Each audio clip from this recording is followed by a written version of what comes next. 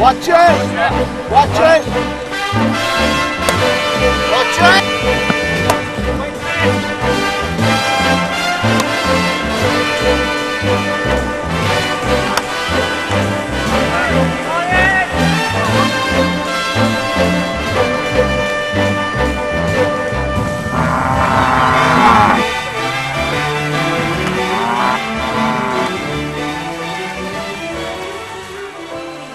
Right, we've been playing at cricket at Wanganui since around about 1987.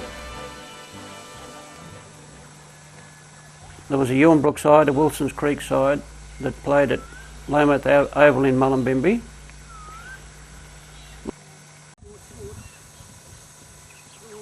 Tom Williams approached me to see if they could put a pitch on Blanche Reynolds Oval at Wanganui.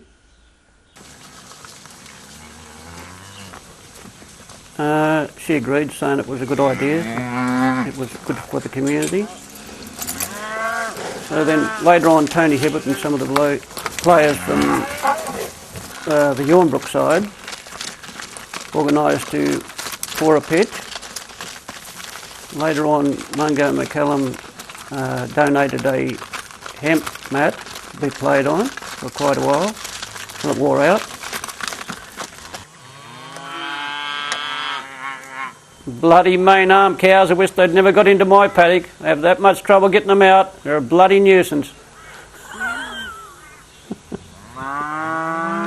Yeah, there's not much flat ground up at Mullumbimby, Wilson's Creek, where you could have a cricket pitch. It's an ideal place. We've never ever got much funding from the government to help us out, but that doesn't matter. We've been able to do it ourselves. Between all the teams and with different donations from different people, we've managed to get it going really good. So to hell with the government, we don't need them. Oh well, at the start I didn't know a great lot about Nick till he came up there playing. And got to know him really well. A really nice bloke. Enjoyed his cricket. His son Sebastian came up there and played quite a few games. Of course.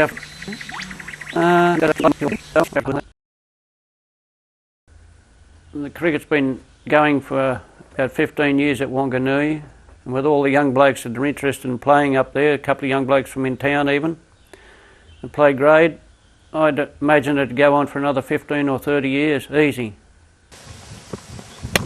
Watch it! Take it! Good shot, Joe!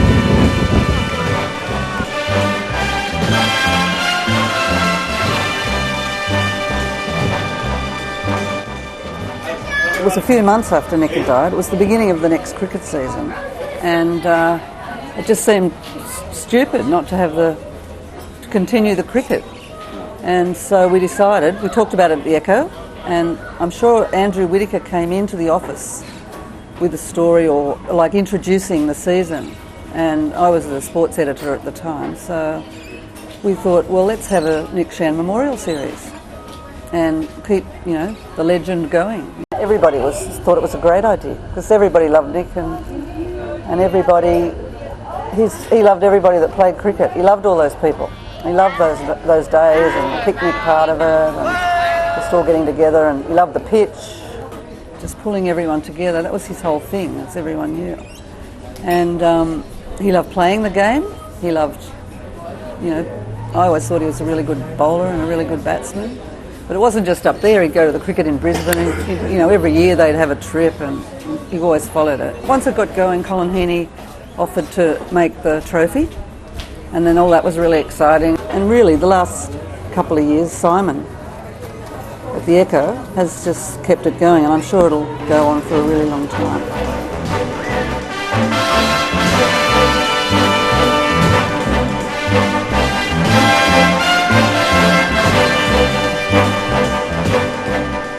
And welcome to Don't Forget Your Box, the show about cricket that puts a smile on your dial and a lump in your pants. My name's Ronnie Crap. And I'm Ronnie Tap. Well, ladies and gentlemen, what a season it's been. We've pounded the Poms, we've whacked the Windies, the Australian team currently taking on the might of Bangladesh, Couple of forgettable one-day series. Shane Warne out of the side on holidays with his mum. Steve Waugh back in and pounding him into submission. What more could you ask for, Ronnie, in a season? Yes, might you well might ask, Ronnie. But here at Don't Forget Your Box, we take a great pride in the grassroots of cricket, and you couldn't get any more grassroots than out there at Wanganui, northern New South Wales. Yes, you'd be talking about the Nick Shan Memorial Comp, played at the beautiful Blanche Reynolds Oval. Our cameras followed the action this year, and let's see what they came up with.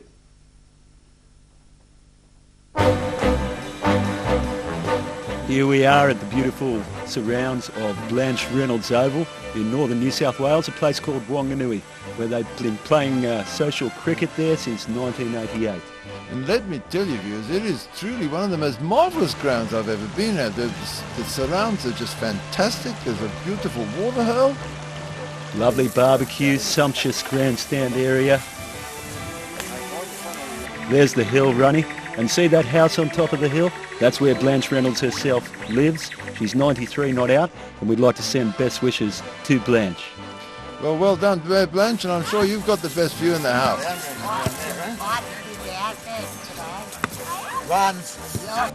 Yeah, righto, here we go with game one. Well, it was a really good match to start off the series. Close game. We had the young fellas Nathan, Dustin and Joey all scoring well. Joey top scoring with 31. Ed the Witch Doctor Reed, not much chop with the bat, but with the ball he cast a spell over the opposition batsman. But I tell you what, Ronnie, it was one man's day, wasn't it? You'd have to be talking about the Baron there, Ronnie. Look at that copybook technique. Ha! Nothing like it. Well, the scorebook showed that Ray went on to score 31, well backed up by Carl, and the Creek was home by 5 runs.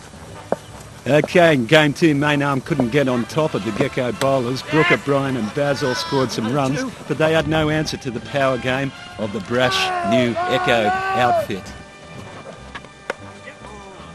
Yes, we saw Richard there going well with the bat. He also did very well with the ball. He was on a hat-trick at one stage. I don't know if they picked too early, but they're playing well. And Maynarm, well, it's maybe back to the bunker for them.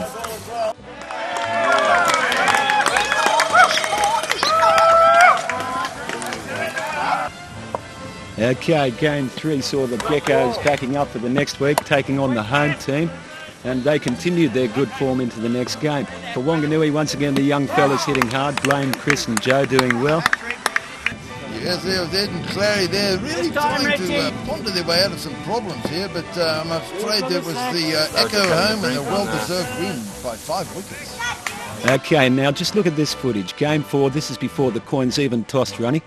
Won the toss. And don't try and rattle us, boys. We're back in the bloody... Yeah, right, you go and make up your mind there. Hey, we got 11. I tell you what, Baron, if the two of you stick to your head together, you might get a brain.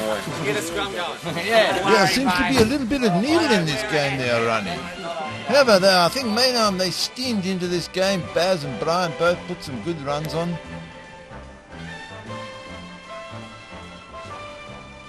Wilson's Creek could not match Maynarm with the bat. Young Kyle putting one away. And it was Maynarm comfortable winners. Same round this way, mate. No, I'm not sure. Is this the captain or the bocking inspector, Ronnie? Either way, it was one-way traffic there for Maynarm. Yeah, Shane, Ryan, Joffrey and all of the Maynarm batsmen got into them, really. It's a series high score of 178. Now look at that. Baz's buns are as tight as his bowling figures today. 1 for 4, once again, a great performance. Yes, Chris did well. He got 30 runs, but Maynarm were home by 83 runs. Yeah, okay, game 6, probably one of the best games of the season. This saw Wilson's Creek against the Echo.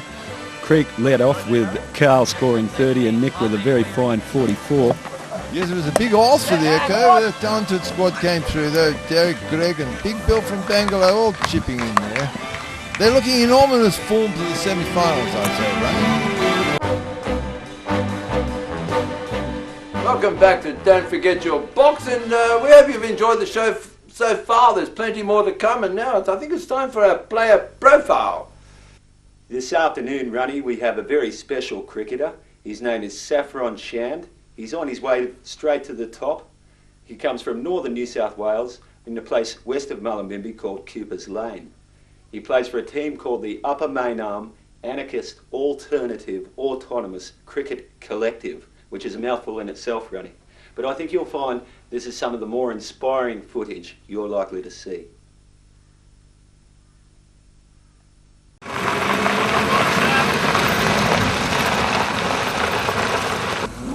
how are we going to win today? Oh, mate, can you tell me? You sit up the front, mate. Yeah. All right. Hi, Jane. See you later this evening. Made the creek today. Over the creek, right in the creek. Then how they gonna run around like old women's? They haven't got a clue where I'm coming from. And when he sees me out there today, I was like, get out of here, go home. Oh, we got a bowl good too, eh? Yeah, we have to do much better than those Wilson Creek wankers.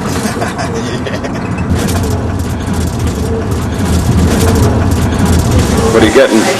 I'm getting a taxi, right? You want? Yeah.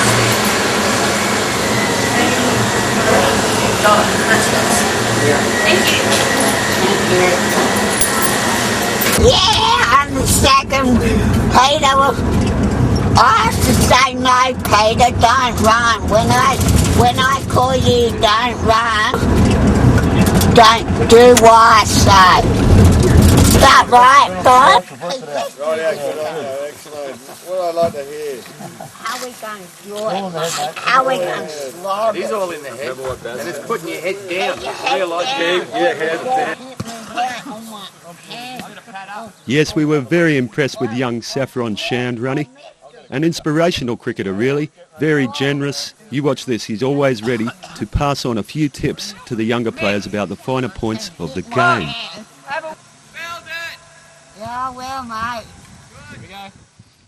And yes, Ronnie, Saffron had a fine innings with the bat here. He scored a rapid-fire 7. He was really middling it. Nice one there through mid-wicket. And he got the particularly nasty ball from Mick Hardigan there, and it went on to the stumps. But it was enough to get the team into the semis. Yes, Maynarm qualified in first position for the semi-finals, followed by the Geckos, Wilson's Creek and the host team Wanganui. Okay, morning of the first semi. Here is Dustin going through his traditional warm-up. He's always the first man at the ground, but you have to wonder, was it a good start for Dustin? Got to spend a little bit more time on the old meditation pile, I'd say. Joey edged a few early, but he hung around for 21 well-compiled runs.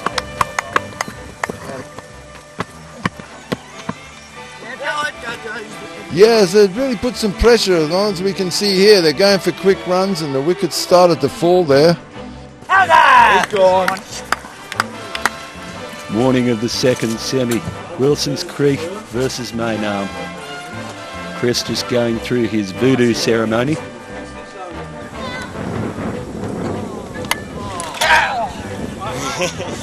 Yes, this was a tough game. Both teams wanting to get into the grand final, as all did. Greg O'Brien had a swing at a few, but didn't score too many.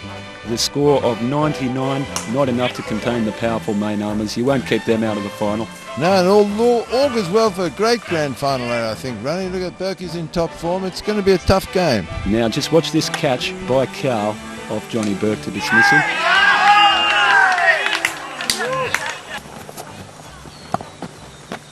Young Ryan with his tight bowling, I think he got 3 for 8. Yes, it was Maynarm through to the grand final.